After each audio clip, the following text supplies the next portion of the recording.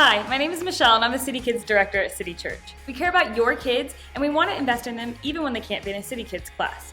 So each week we have a fun and engaging lesson for them to watch at home, plus resources that they can use all throughout the week. Check out the City Kids webpage for details or text KIDS to the number below to check it out. What's up, guys? Welcome to City Church Online. My name is Maddie. Thank you guys so much for joining us today.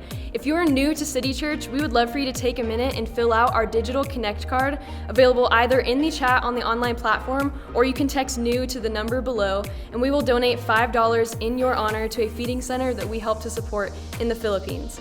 This helps us get to know you a little bit better, as well as answer any questions that you might have. We also just want to take a minute to say thank you so much to everybody that gives at City Church. Because of your radical generosity, we get to do what we do here, and we are so grateful. If you would like to be a part of what God is doing financially through City Church, you can text GIVE to the number on your screen, or you can click the link in the chat on the online platform. Remember, you are not just giving to a church, you're giving through a church. Some quick announcements for you guys. Here at City Church, we believe that prayer is the first response, not the last resort. So if you or anybody that you know of needs prayer, our staff and our pastors would be honored to pray for you. So you can click the link in the chat on the online platform or text prayer to the number below. Growth Track. This is our Next Steps class where you can learn a little bit more about who we are, what we're all about, and how to get plugged in. So you can text GROW to the number on your screen or click the link in the chat on the online platform and we will get you more information on that. We also have city groups continuing to meet throughout this season. We have groups on Sundays, Mondays, Wednesdays, and Thursdays. We would love to get you connected and encouraged in this season. Just because we are socially distancing does not mean that we have to relationally distance. So you can click the link in the chat on the online platform or text GROUP to the number below. Lastly, City Church continues to be a church that is in the city and for the city. Please feel free to reach out with any needs, ideas, or opportunities that you may know of so we can serve our city well together during this time. Thank you guys so much again for being here. Enjoy the service.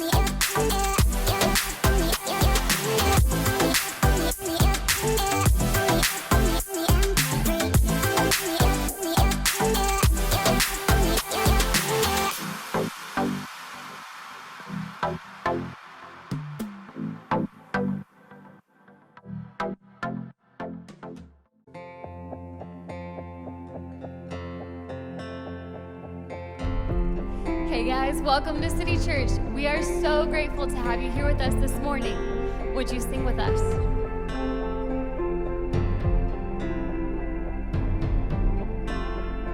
Sing from heaven's throne. From heaven's throne, you came to us and set your heart upon the cross. We'll never know the sacrifice you made. For all our sin and all our shame, you took the names, took our place. No one else could do what you have done. Let's sing one name. One name is higher, one name is stronger than any grave, than any throne. Christ exalted alone.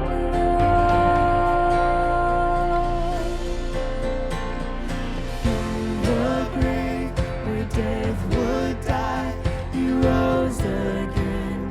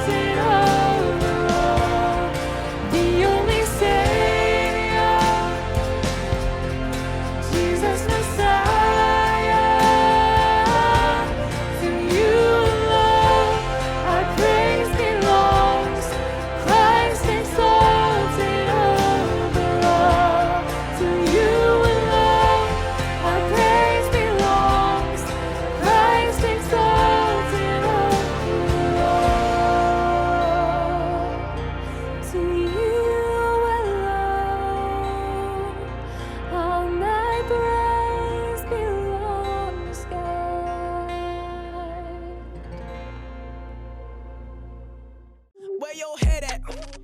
Dang, don't wanna talk business. I guess I gotta be the one to see the summer. Who really in this? We so fed up.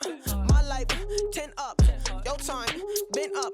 Big prayers, send up. Look, couldn't do without him. Glad that I found him. Crowd really wildin'. I'm kicking it, shallin'.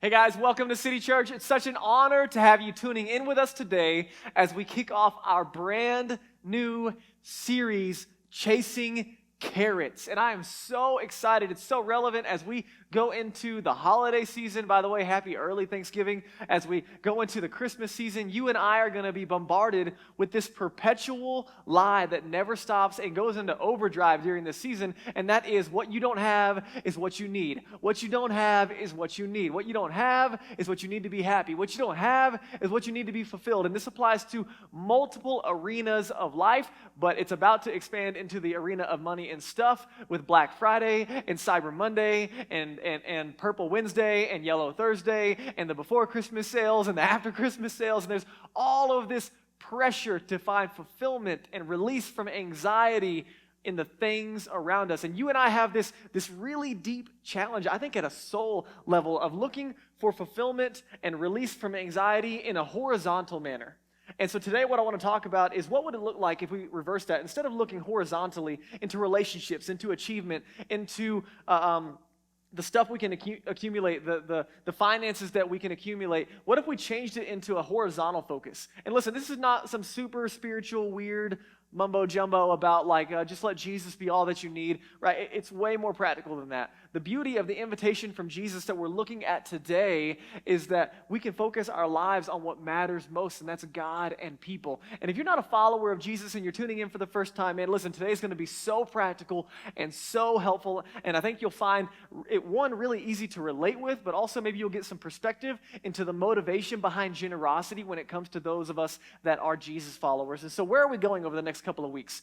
Today we're going to talk about money and stuff. Going to be super helpful and practical. Then we're going to talk about the challenge of perfectionism and this pursuit of being perfect. And then we're going to look at the challenge of approval. And then on the last week, we're going to look at the challenge and pursuit of comfort. And so here's my question for you today. As you're sitting on the other side, wherever you're tuning in, whether you're on the podcast or you're on the online platform, let me ask you this question. How many of you feels really rich? Like right now today, you feel like you're really rich. I think that most of us tuning in, regardless of where we fall on the category of how much we make annually, I think all of us would probably tend toward, you know what, I'm not really rich, but I'd like to be, right? Anybody, if we're just signing up for it, if it's just coming our way for free, I'm not really rich, but I would like to be. Well, there was a survey done a while back, and it was really quite interesting. It was, what would people do for $5 million? I just want you to think about it. What kind of crazy stuff would you do for $5 million? As they did this survey, 52% of the people that took this survey said that they would listen to country music for the rest of their life for $5 million. A little bit of honky-tonk goes a long way for some people, right? There's 46% of the people that took this survey said that they would have all of their teeth removed for $5 million. And then I guess they'd go buy a grill or something, right? This grill, not the, okay. All right, at 50% of the people that took this survey, this was really sad. They said that they would allow one random person to die on this planet for $5 million. And then 24% of the people that took this survey, they said that they would live in solitude for the next 20 years for $5 million. What would you do to be just a little more rich? Let me ask you a question. What is rich? What's that line for you? I think one of the challenges of the conversation we're having today is the line is always moving. Have you noticed that? And so let's just say you make $30,000 a year. There was a survey done of different categories of where people land in the annual bracket of what they make. So if someone makes $30,000 a year, they were asked, hey, what would it take for you to feel rich? And the answer was, if I make $30,000 a year, if I could just make $74,000 a year, I would feel rich. That's the perception. And then you bump up a category. Here's the irony is, as you move up the category, everyone has a new line. And so if you make $50,000 a year, what would it take for you to feel rich? And the answer for most of the people that took this survey was, man, if I could just make $100,000, I would feel rich. And then you bump it up again to those that are making six figures of any category. And the question was, hey, if you're making six figures, what would it take for you to feel rich? And the answer was around $5 million in assets. If I could have $5 million in assets, I would feel really rich. So sucks to be the guy that has $3 million in assets, right? Like it's this constantly moving line. You don't feel rich and you want to feel rich. And so you and I live in the continual pursuit of more. And listen, you might not have the sticker out there of rich, but there's this constant, just a little bit more could make me happy. Now, the problem with being rich is that the line keeps moving. And so you and I could ask the question, hey, Drake, what's it going to take for you to be satisfied? What's it going to take for you to be satisfied? And the answer, I think, for most of us on the inside is, I don't know, but I'm not there yet, right? Like just a little bit more. And what's really cool about this conversation today is that Jesus talked a lot about money because he recognized and he understood that this conversation has its hooks deep into our heart and our soul, that there's something about this that allows it to guide and direct our lives sometimes in unhealthy and unhelpful ways. And so Jesus is having a conversation with a rich young ruler. Oh, I'm sorry. No, he's telling a story. He's about to talk to the rich young ruler. He's telling a story about a farmer who has an incredible crop year, has just incredible return from the year, has so much stuff that his barns and everything that he has, it can't hold the harvest for the year. And he says, man, what am I going to do? And so he says, you know what? I'm going to tear all my barns down. I'm going to build even bigger ones. I'm going to put all my stuff in it. And then I'm going to kick it back, take it easy, and enjoy the rest of my life living off of this. And Jesus uses this story to illustrate the challenge. And here's what he says in response to what the farmer does. He says, watch out. Be on your guard against all kinds of greed, because life doesn't consist in the abundance of possessions. So Jesus gives this warning. Watch out. Be on your guard. Like it's dangerous. Do you hear it? Like, do you talk about, like, do you look at dollar bills like this in your wallet? Like, ooh, watch out, right? You know, you're like, ooh, you know, it's a different kind of ooh. And Jesus said, man, you need to watch out for this thing. Here's what he's saying. The quality of your life, the quality of my life, is not measured by the volume of your stuff. And then he goes on to illustrate with the story of the farmer by saying this in response to the farmer's actions. God says, you fool. Some strong language. You're going to notice that Jesus typically has strong language around money when it comes to how it's managed and how it's used. He says, this very night, think about it, your life is going to be demanded from you. Then who's going to get what you prepared for yourself? Where's all this stuff going to go? And then Jesus responds to those that are listening. He says, this is how it will be with whoever stores up things for themselves, but is not rich toward God. Now listen, don't miss this, because sometimes we get around money and we get these weird conversations where you start to feel like guilty and shamed. And this is not a conversation, even from Jesus, about like it being a bad thing to be rich, right? The disappointment, the disconnect here in this story is that this guy missed being rich in the things that mattered most. Guys, don't miss it. It's not about whether or not you and I are rich. It's about at the end of this life or in the current middle of this life, if you and I are missing being rich in the things that matter most, in the things that are rich toward God. And Jesus, he was so incredible about helping us understand this paradigm. Because the point is to invest in the things that matter most, to invest in the things that last forever. Let me ask you a question. What's going to last forever? The answer? You and me. That's it. And so when Jesus introduces the paradigm, what are you going to spend your life on? He says, man, love God and people, because that's all that's going to last. And so here's the good news. The good news is that you're rich. You're rich. You feel rich? Right? I think for me, sometimes there's a disconnect of this reality, but let me just throw some stats at you, okay? Roughly 3 billion people on the planet today, they live on less than $2 a day. There's a book written by David Platt called radical, and it's a really helpful resource. It's inspiring, it's simple, but if you're looking to dig in more into this conversation, I highly recommend this resource. But let me ask you a question. How rich are you? Because odds are you probably don't feel rich if you're like most of Americans today. But here's the reality. One of the ways that you and I can take a self-evaluation of how rich we are is by the things that upset us, okay? So think about it. You're going through the drive-thru at Chick-fil-A, and they forget your Chick-fil-A sauce. It's the only reason you went to Chick-fil-A, right? I mean, it's a moment to get upset. Or you're logging into your Netflix or your Disney Plus, and it's having a hard time buffering.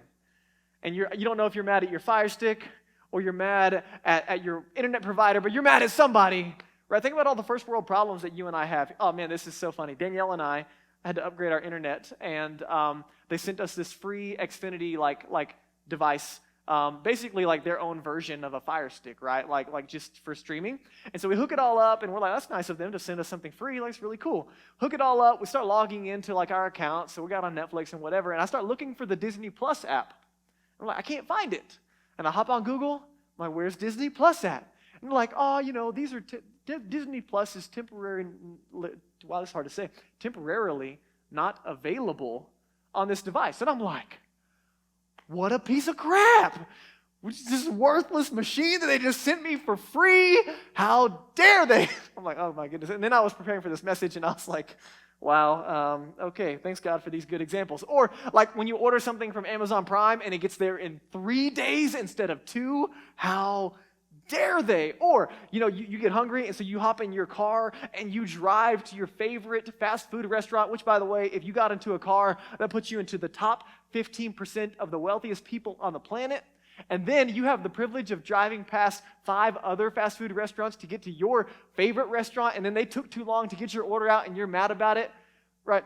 The things that you and I get upset about, they are good indicators of the things, of the privilege, if you will, of how rich we are. So I don't know about you, but I want to be good at being rich. Does that make sense? So say it with me. I'm rich. Say it out loud. I'm rich. Now say it with a little bit of gratitude. I'm rich. Is it hard for you to say? Is it weird for you to say? You see, this is one of these weird paradigms that we start to feel bad for acknowledging maybe this reality. And so let me show you a text in Ecclesiastes 5:19.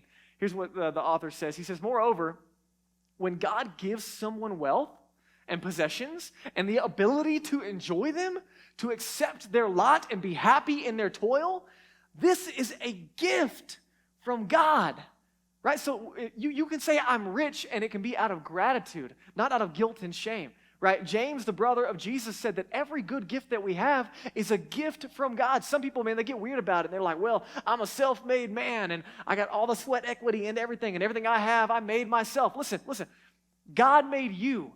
So even if you're a self-made man, I get it, I understand the point, but it's still from God. It's still the gifts and the talents and the ability and the life that you have as a gift from God to be able to have what you have. And so it's an incredible thing. Think about it. Think about the other areas that people compliment you and how you don't get weird about it, right? Someone can come to me and say, Drake, oh man, your family is so beautiful. Thank you. Oh man, your kids are so cute. Thank you. Oh, your wife is so smoking. Thank you. And no one says it probably like that to me. Or, oh man, your mustache is so amazing. Thank you. No one says that either. But people say, oh man, your house is so nice. Thank you. Right? We don't get weird necessarily about certain things that we consider gifts. But then when it comes to talking about money, we have a hard time saying thank you. You're rich. That's the good news. I'm rich. But here's the bad news. And the bad news is you're rich, and I'm rich.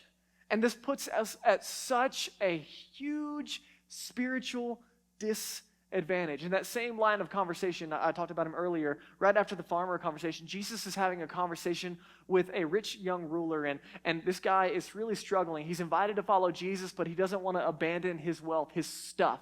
And so then in the process, Jesus responds, and he's talking to both his followers and to the young man, and he says, how hard it is. And it's so hard for the rich to enter the kingdom of God. Indeed, it's easier for a camel to go through the eye of a needle, right? This is extreme hyperbole. Than for someone who is rich to enter the kingdom of God. And Jesus saying, man, it's so hard. Why? Why is it hard for the rich? Because there's this huge gap of perception that we don't have needs.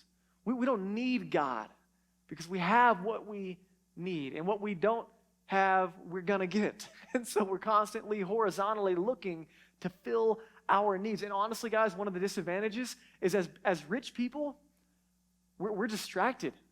Like, we're just materially distracted. We have rich people opportunities that other people around the world don't have. Think about it. If you've ever had the privilege of going across the world to like a developing nation or a third world country, and you've been in villages where they have like either no electricity or minimal running water, you'll notice something that first there'll be a shock of how privileged you truly are, just of how much you have and how the access that you have. And then there's going to be a perception, because you're going to realize that they have a lot of what you, or they don't have a lot of what you have, but what they do have, you're lacking. They don't have the anxiety and the stress and the burden of stuff, but somehow they have an elevation of the value in relationships and the way that they spend their time. And for some, the way that they have an intimacy with God like you've never experienced. Right? There's a simplicity in community that maybe your soul is longing for, and you realize that, man, there's some things getting in the way. And I want you to reflect on this challenge, that the constant cultural message and the allure is this: what you don't have is what you need. What is that for you? Guys, I've been bombarded with it. It's unreal to me. The number of things that I've been all of a sudden super interested in, right? People start asking, hey, what do you want for Christmas? And all of a sudden, I'm not really anything. I got like a pair of socks on my Amazon wish list. I'm easy, man. I'm a 31-year-old man. I don't need anything. All of a sudden, I need that. And I need that. Oh, that's shiny. And all of a sudden, my list grows and grows and grows. And I'm like, I didn't need that stuff a month ago. And still, I started looking for it and paying attention to it, right? And there's this constant pressure. What you don't have is what you need. You need that TV. You need that laptop. You need that new flooring. You need that new car. You need those speakers. You need that PS5. You need those shoes. You need that outfit. You need that purse. You need that vacation. Guys, I'm in the middle of it, okay? Recently, I bought an 03 4Runner, just an older 4Runner to kind of get our family up in the mountains, and super nice ride.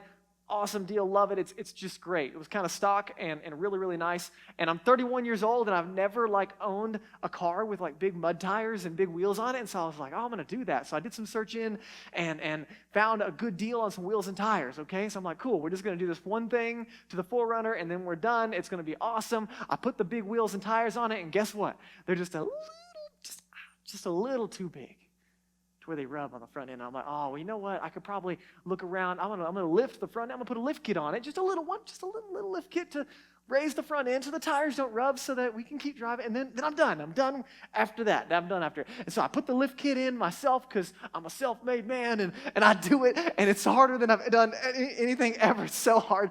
And in the process, I tear the boots on my front axles, and so now I got new wheels and a lift kit, and I need a new set of axles, and I'm like way more money in than I ever planned on being. And I'm like, I should have just kept it stock. Because what you don't have is what you need. What you don't have is what you need, and it doesn't stop. And you know what's weird about this conversation is that we know this reality. We know that promise or that lie doesn't fulfill, but for some reason we don't live like it. Have you noticed that? Right? We really do believe that more will make us happy. Somewhere on the inside, we're looking for it. But here's the challenge, and you know this. More money and more stuff, it's not going to protect our kids from heading down a path that is harmful to them as they grow. More money and more stuff is not going to heal someone that we love from cancer. More money and stuff is not going to make depression go away. More money and stuff is not going to heal your marriage. More money and stuff is not going to fill those gaps. And the reality is we don't need more of what is temporary. Guys, you know this. Think about it. We don't need more of what is temporary. We need more of what is eternal. And again, don't get all weird and super spiritual and ethereal out there. No, Jesus said, listen, there's only two things that last forever. Invest in those things. Love God and people, because that's all that you have to show for it on the other side, and it's absolutely worth it. Now, In 1 Timothy, there's a conversation I want to introduce you to as we close out our time, and it's this, that Paul is writing to Timothy, who's a younger pastor, and he's investing in him and giving some instructions, and he says this in 1 Timothy chapter 6. Command those who are rich in this present world. Pause. Who's he talking to? Those who are rich. That's me. That's you, right? You with me? Everybody say it. I'm rich. Say, that's me. That's me. Command those who are rich in this present world not to be arrogant or to put their hope in wealth, which is so uncertain, right? But to put their hope in God, their trust in God, who richly provides us with everything for our enjoyment. Right? Listen, what is he saying? He's saying, don't feel guilty. Don't feel guilty for being rich. That's not the point. Don't feel guilty about it. God is a good dad. He's good, and he blesses those and those around. It's amazing. Guys, think about it. When you're faithful with a little, God promises to give more. Some of you, the reason that you're rich is just because you've been responsible. You've been faithful with what you have, and that's awesome. You shouldn't feel guilty for being rich. Don't feel guilty, but listen, guys, don't miss this. Do feel responsible. Don't feel guilty. Do feel responsible. You and I have every right to enjoy what we have, but it's not all for us. We're managers of this life for the good of others and the glory of God. And he goes on, check this out, in verse 18. Command them, those who are rich, to do good and to be rich in good deeds and to be generous and willing to share. Man, I want to be rich in the right stuff, don't you?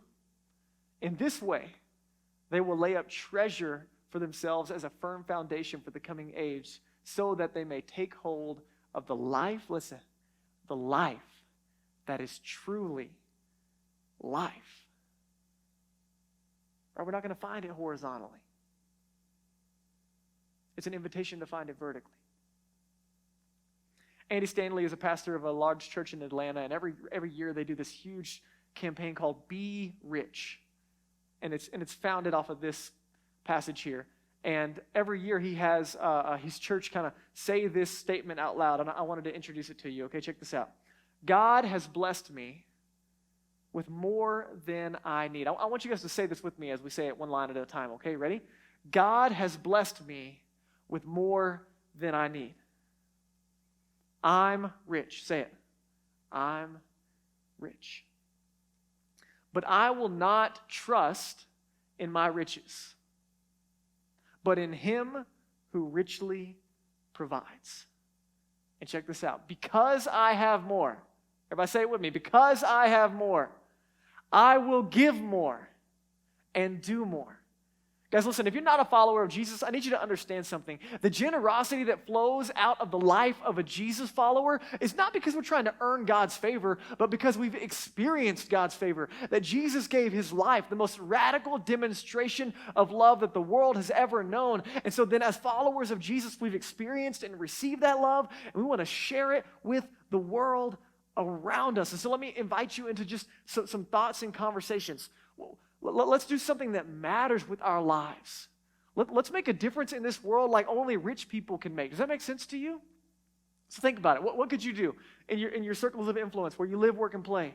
Right? Maybe you could pay someone's rent this week or this month kind of anonymously. Or maybe you can grab some boxes this month and help someone move. Or maybe you can serve your time at a local food bank or the local shelter that we partner with. Or maybe you can make a phone call and invest in someone who needs some encouragement. Right? I don't know what it is for you to be rich in good deeds and in generosity, but I want you to think about it for a second. Man, for some of you, you're followers of Jesus. City Church is your home, and maybe this is the moment where you're going to take the faith step to invest the first 10% of your income in the kingdom of God through the local church. You're like, what? Listen, Danielle and I have been practicing giving for a long time. And the paradigm came to us like this. I trust Jesus with my life. When I became a follower of Jesus, I put Jesus first in my life. And that means he's first in every area of my life, in my marriage, in my parenting, in my career, in my finances, it doesn't matter, and how I use my time. And so I'm going to choose to put Jesus first in my finances. I'm going to invest 10% of my income in and through what God is doing in the world around us through the local church. And we've never once regretted it. And for some of you, maybe it's time for you to take that first step as a follower of Jesus and a part of this family. But I need you to think about something. If I'm not willing to trust God first in my finances, why would I trust him anywhere else? Right? It works both ways. I called up one of our team members. Her name is Maddie. And I asked her, I said, Maddie, she just started giving, and she's a college student who just got a job, and so she's just now got some income working. And I said, hey, tell me about the motivation. Tell me about the motivation to give to City Church. And she said, yeah, first of all, I decided to give because God tells me to. And I'm like, well, that's a pretty good reason. But she said, man, there's numerous examples of people in the Bible who gave just a little, and then God blessed them with a lot. And I believe that God can do that in and through me, and I want to experience it. And I was like, oh, man, that's so helpful. Thank you, Maddie, for sharing that. And I believe it, guys. Listen, I genuinely believe that God can do more with my 90% than I can do with 100, right? But then it didn't stop there. I asked another team member. Her name is Abby. She gave her life to Jesus earlier this year. She was baptized. She started getting involved, and just a super awesome lady. And I asked her, I said, hey, you started giving. Tell me about that. As a brand new follower of Jesus, tell me how all those pieces came together. And she said, man, I wanted to take that step and follow God and what he told me to do. But also, man, you guys made it easy at City Church because you actually put into practice the mission of God to love those around you. And so I know that I'm not just giving to a church, but rather through a church. She said that, man, the example of City Church and the generosity that we have in the world around us it allowed me, I've been better able to do that in every sphere of influence that I have. And I was like, man, thanks, Abby, for sharing that. That's so encouraging and so very helpful. So I don't know what your step is and how you can express generosity in what you do and what you say with your time, energy, and resources. But guys, let's make a difference together, like only rich people can. You with me? And some of you, by the way, thank you. Tomorrow, we're going to be handing out 58 bags to Food for Families in Need for Thanksgiving this week. And it's because of your radical generosity. So thank you for taking that step with us. Listen, some of you, you've been in the elusive pursuit of more. Just like me at times. But some of you, you're spiritually disconnected and you're kind of checking things out and you're not really sure where you land in the faith conversation and a relationship with Jesus. And maybe you're realizing that the line is always moving. And you've been chasing this horizontal line of fulfillment and relationships or promotions or stuff or status or whatever it is, and it just doesn't seem to fill. And friends, I discovered this at 15 years old, and it's just as true today as it was then, that you and I were created by God and for God. That there's this brokenness inside of us that we are constantly trying to fill, this void that we have. And we are created to find that void filled by knowing God and experiencing the fullness of life, that which is truly life, because of what Jesus did for you and me. Right? That the things of this earth, there's not a relationship, there's not a thing on this planet that's going to fulfill us the way we want it to. But Jesus, he gave his life and rose again to meet our needs and fill that void. So maybe today you're ready for the first time to say, Drake, I need Jesus. I want his joy. I want his forgiveness. I want his presence. I want that life which is truly life. I want to give my life to Jesus today. If that's you, you can text in the word follow to the number on the screen. And we would love to help you take some next steps. And for those of you that are engaging and tuning in and looking for some practical next steps, let me give them to you as we close out our time. Today, right now, wherever you are, make a list. Make a list of the things or areas that you want to be truly rich in. What's really going to matter? And then what would it look like? Like, man, just over the next 7 days, what would it look like to focus less on what we don't have, on what I don't have, on what you don't have, and focus more on what God has actually given us? And lastly, what faith step is God calling you to take this week? Can I encourage you? Whatever God is calling you to right now, it's going to be for your good. And he already proved that by showing his love for you through the sacrifice of Jesus. So thanks so much for tuning in. And don't miss next week of Chasing Carrots. See you guys. Thank you so much for watching. We would love to connect with you and help you take next steps in whatever way is best. Just text that number on the screen and our team will be sure and follow up with you.